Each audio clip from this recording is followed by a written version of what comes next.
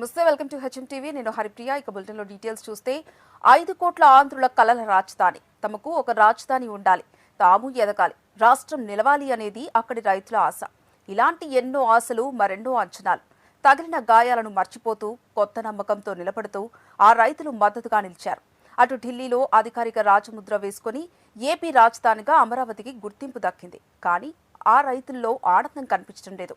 పెరగని ధరలు ఓవైపు, ప్రభుత్వం నుంచి అమలు కాని హామీలు మరోవైపు, రాజధాని ప్రజల్లో తెలియని ఆందోళన కనిపిస్తోంది. ఏపీ రాజధాని అమరావతిలో అసలేం జరుగుతోంది? అమరావతి భూములకు భూమి ఎందుకు రావడం లేదు? ఇవన్నీ తెలియాలంటే హెచ్ఎం టీవీ గ్రౌండ్ రిపోర్ట్లో చూడాల్సిందే.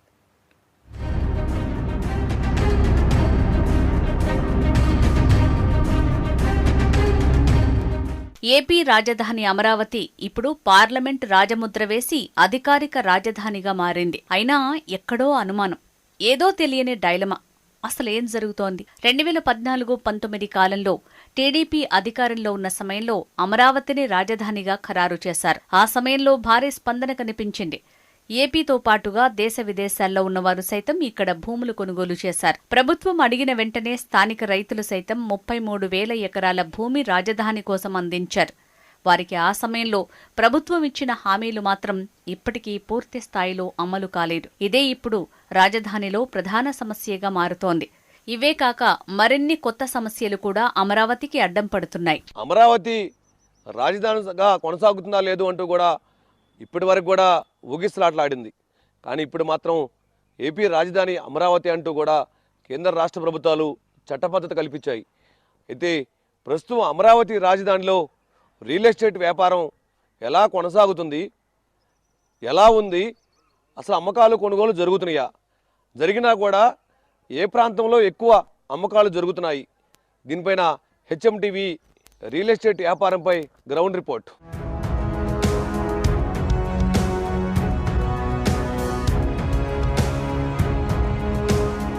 2019లో జగన్ హయాంలో 3 రాజధానుల పేరుతో అమరావతిని పక్కన పెట్టేశారు. తాము ఇచ్చిన భూములు బీడుగా మారటం, తమ ప్రాంతం నుంచి రాజధాని తరలింపు ఆలోచన ఆ ప్రాంత రైతులు తట్టుకోలేకపోయారు. రోడ్డెక్కారు, నిరసనలకు దిగారు, న్యాయ పోరాటం చేశారు. 2024 వరకు అమరావతిని కాపాడుకున్నారు. 2024లో కూటమి ప్రభుత్వం అధికారంలోకి రావడంతో ఇక అమరావతికి తిరుగులేదని భావించారు. ప్రభుత్వం సైతం అదే రకమైన ఆశలు కల్పించింది. ప్రభుత్వం అమరావతికి చేస్తున్న ఖర్చుపైన ప్రతిపక్షాల చర్చ ఇతర ప్రాంతాల్లో ఆందోళన రేకెత్తించింది. కొంత మా రైతుల్లో కూడా చాలా ఆశలైతే రేకెత్తడం జరిగింది. ఎందుకంటే భవిష్యత్తు బాగుండిద్ది, ఇక్కడ అభివృద్ధి జరిగితే. ఎందుకంటే ఇప్పుడు అమరావతి గుంటూరు మెయిన్ రహదారి అవ్వటం వల్ల, ప్లస్ ఇక్కడ నిర్మాణాలకు కూడా చాలా అవకాశాలు ఉండటం వల్ల రాజధాని గ్రామాలతో కన్నా కూడా ఈ 7 గ్రామాల్లో అభివృద్ధి జరిగిద్ది అనే ఆలోచన అయితే మాలో ఉంది. ఇకపోతే ఇక్కడ స్థానిక శాసనసభ్యులు భాష్యం ప్రవీణ్ గారు చొరవ తీసుకున్నారని, వారి ఆలోచన మేరకు ఇక్కడ జరుగుతుందని అయితే కొంతమంది రైతుల్లో ఆనందాలు ఇవ్వటానికైతే ఉంది. కాకపోతే కొంత అనుమానాలు ఏంటంటే, నేను పార్టీ పరంగా అయితే చెప్పట్లేదు, పార్టీలకు అతీతంగా కూడా, అంటే రాజధాని విషయంలో మేము కొంత ఇప్పుడు అభివృద్ధి జరిగితే మా పిల్లల భవిష్యత్తు కూడా బాగుండిద్ది అని ఆలోచన మాకు కూడా ఉంది. అయితే ఇక్కడ పొలాలు, ఇప్పుడు ఉదాహరణకి కర్లపూడి రెవెన్యూ పరిధిలో లేమల్లి గ్రామం ఉంది. లేమల్లి గ్రామంలో చిన్న సన్నకారు రైతులు ఉంటారు. అంటే చాలా ఎక్కువ పొలాలు ఉన్న రైతులు వేళ్ల మీద లెక్క పెట్టచ్చు. అంతా 1-2 ఎకరాల రైతులు ఎక్కువ ఉన్నారు. ఫస్ట్లో ల్యాండ్ పూలింగ్ తీసుకున్న ఏరియా వాళ్ళకి ఇంకా రైతులకు న్యాయం జరగల. అంతా గవర్నమెంట్ వచ్చిన కొత్తలో రియల్ ఎస్టేట్ బాగుంది. 2024 వచ్చిన తర్వాత రియల్ ఎస్టేట్ ఈ ఏరియా మొత్తం బాగానే జరిగింది. మాకు 4 కోట్ల దాకా జరిగింది. తార్ రోడ్డు బారిన లేమల్లి గ్రామంలోనే అమరావతి రోడ్లో 4 కోట్లు జరిగింది. పూలింగ్ అన్న తర్వాత తగ్గింది, 1.5 వచ్చేది. లోపల ఉండేవాళ్ళు సంతోషపడుతున్నారు, లోపల దారులు లేని వాళ్ళు వాళ్ళదైనా 1.5, మెయిన్ రోడ్డు మీద 1.5 అట్లా బాధపడుతున్నారు. కాదు, జనాలు భయపడుతుంది ఏంటంటే, ఇంతవరకు ఫస్ట్ పూలింగ్ ఇచ్చిన వాళ్ళకే న్యాయం జరగలేదు, మనకి ఎంతవరకు జరిగిద్దని ఒక భయం అనేది జనాల్లో ఉంది. అది ఒకటి. ప్లాట్లు ఎక్కడ ఇస్తారు, అదే ఒక క్లారిటీ కావాలి.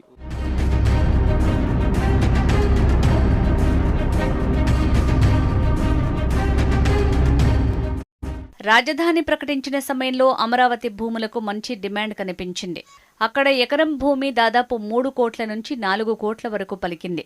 పెద్ద సంఖ్యలో ఎన్ఆర్ఐలు భూములు కొనుగోలు చేశారు. ఇక 2024లోనూ కూటమి ప్రభుత్వం అధికారంలోకి రాగానే ధరలు పలికాయి. కానీ ఒక్కసారిగా సీన్ మారిపోయింది.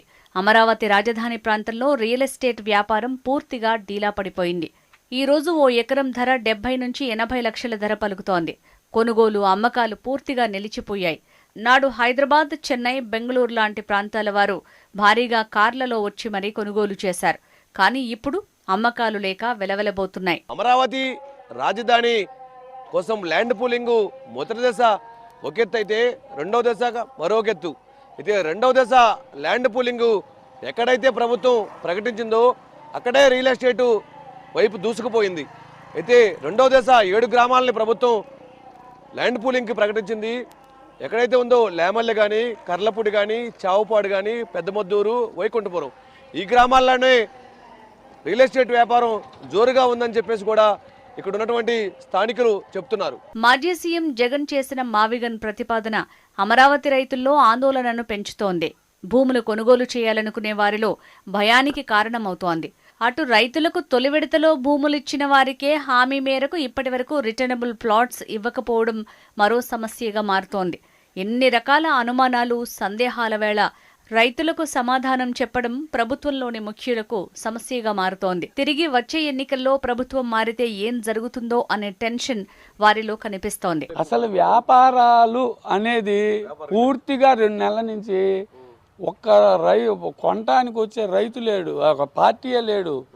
పొలాలు అమ్ముకుందామని ఎంతో ఆశపడి రైతులు 3 కోట్లు 4 కోట్లు అన్న పొలం ₹1 కోటి కొనేవాళ్ళు లేరు ఈరోజు. ఎందుకు జరుగుతుందనేది అది మాకు అర్థం కాక రైతులు భయాందోళనలో ఉన్నారు ఈ ఏరియాలో. ఇప్పుడు అటు అచ్చంపేట, బెల్లంకొండ అటు ఉన్నారు, అటు కూడా పూర్తిగా భయాందోళనలు. అక్కడ 50-60 అన్నోళ్ళు కూడా 15-20 లక్షలకు కూడా కొనడానికి కూడా అటు కూడా పోవట్లేదు ఎవరు కూడా. అసలు ఇదంతా ఎందుకనేది మీకు చెప్తుంది కదా. ఈ గతంలో 2014 నుంచి తీసుకున్న పొలాలకే న్యాయం జరగలేదు, ఇక్కడ తీసుకున్న పొలాలకి ఎలా జరుగుతాయని కొనేవాళ్ళు కూడా భయపడుతున్నారని నేను కోరుకుంటున్నాను.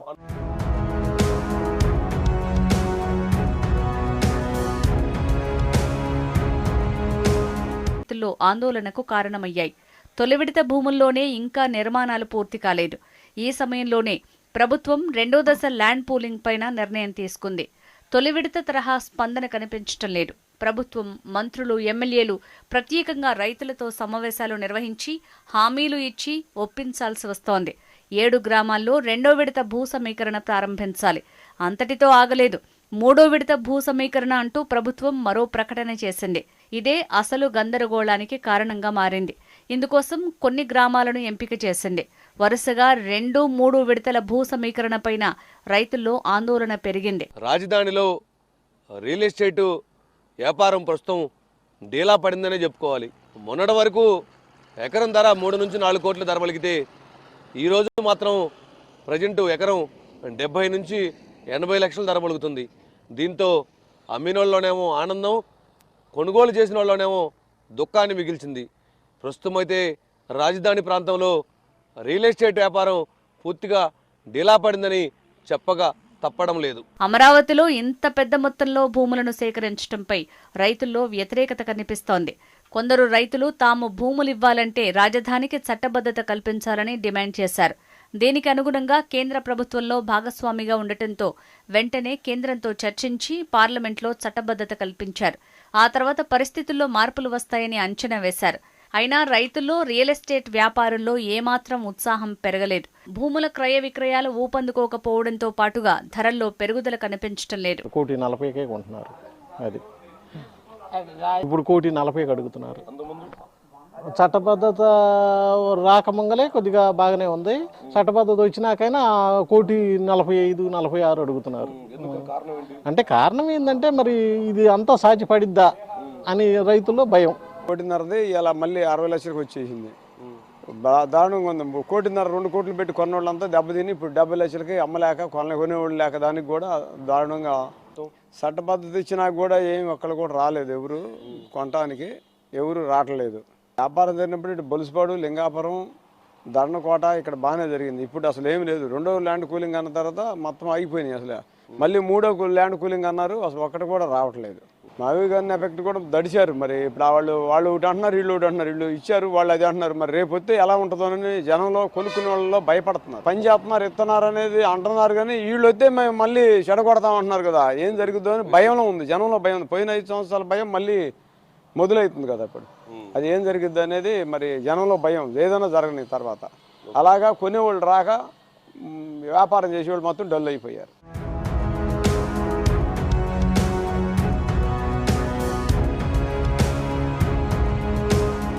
ప్రభుత్వ హామీల అమలులో అలసత్వం రైతుల్లో ఆందోళన పెంచుతోంది. భవిష్యత్తుపై ధీమా రైతులకు, భూముల కొనుగోలుదారులకు కనిపించటం లేదు. దీంతో భూములు అమ్మేవారున్నా కొనేవారు లేరు. ఇప్పటికైనా ఏపీ ప్రభుత్వం చొరవ తీసుకుంటే అమరావతిపై అపోహలు తొలగిపోతాయి. అప్పుడే అమరావతి అందరి రాజధాని అవుతుంది. కలల సాకారం చేసే ప్రజా రాజధానిగా నిలుస్తుంది. గతంలో 3 రాజధానులు, ఆ తర్వాత అమరావతికి కేంద్ర రాష్ట్ర ప్రభుత్వాలు చట్టబద్ధ కల్పిస్తున్నామని మరొక స్టేట్మెంటు, మరోవైపు రాష్ట్రంలో ప్రతిపక్షం పార్టీ మావి గన్ అంటూ కూడా మరొక స్టేట్మెంటు. ఈ రకరకాల స్టేట్మెంట్లతో ప్రస్తుతం అమరావతిలో రాజధాని పూర్తిగా కూడా డీలా పడిపోయింది. ప్రస్తుతము అమ్మకాలు, కొనుగోలు పూర్తిగా నిలిచిపోయాయి. దీంతో ఎవరైతే రియల్ ఎస్టేట్ వ్యాపారులు ఉన్నారో వారు రాజధానిలో వ్యాపారం లేదు అంటూ కూడా గగ్గోలు పెడుతున్నారు. ఇది అమరావతి రాజధాని ప్రాంతాల్లో రియల్ ఎస్టేటు వ్యాపారానికి సంబంధించి హెచ్ఎం టీవీ గ్రౌండ్ రిపోర్ట్.